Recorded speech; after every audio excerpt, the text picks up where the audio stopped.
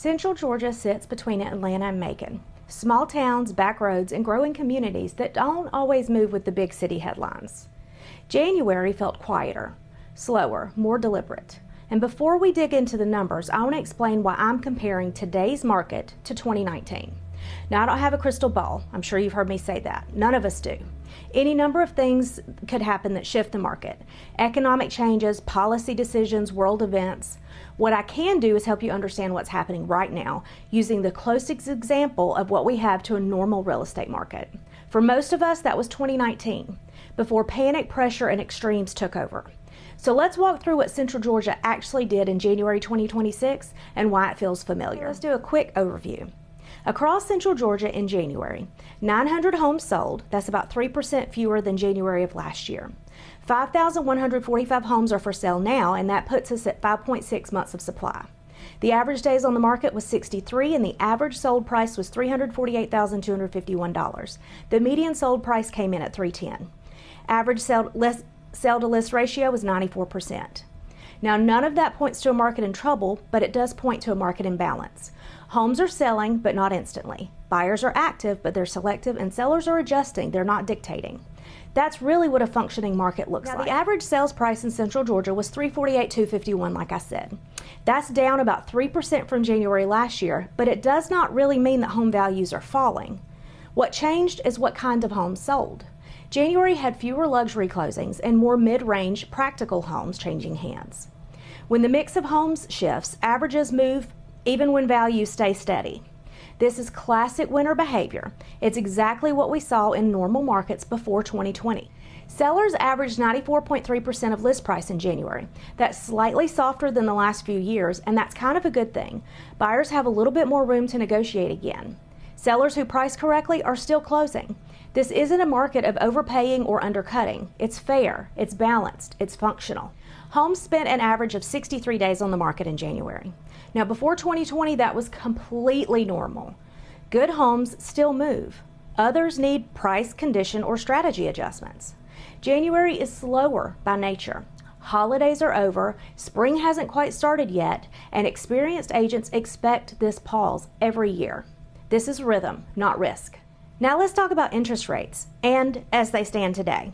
In January 2025, the 30-year fixed rate was hovering about 6.6 to 6.8%. As of mid-February 2026, rates are closer to 6.2 to 6.4, with 15-year loans closing around 5.8 to 5.9. That shift matters, not because it created urgency. It created more stability. Buyers aren't rushing, they're recalculating. Rates aren't the shock anymore. Affordability is the real conversation, and that's another reason this market feels more like 2019. Here's what the reports don't fully show. Across Georgia, large builders and investors continue to build rental-only neighborhoods, homes that never enter the resale market. So even when inventory numbers rise, the number of homes available to own remains tight, especially for first-time home buyers.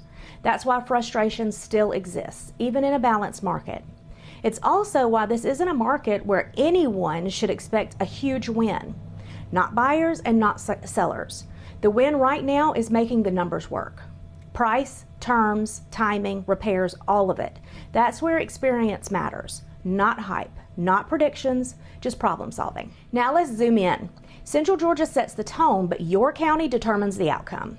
Each of these markets has its own rhythm, but they're all telling the same story. Steady, selective, and grounded. Butts County is a much smaller market, and January looked exactly like January should. There were 10 homes sold with an average sales price of about $336,000.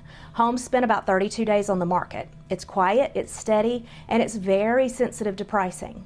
In a market this size, price it right and it moves. If you miss the mark, it waits. That's normal and expected for Butts County this time of year. Lamar County continues to do what Lamar does best. There were 11 homes sold in January. The average was about $345,000 with 54 days on the market. Affordable, consistent, realistic. Buyers here are thoughtful and sellers are adjusting accordingly. Nothing flashy, just a calm, predictable pace.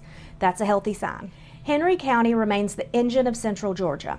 Now in January, 176 homes sold with an average price just over $338,000 and about 57 days on the market.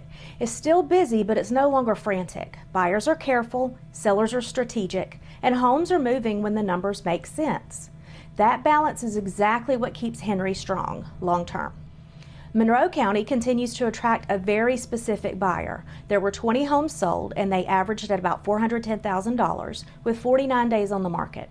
These are lifestyle buyers, people looking for land, space, and long-term ownership.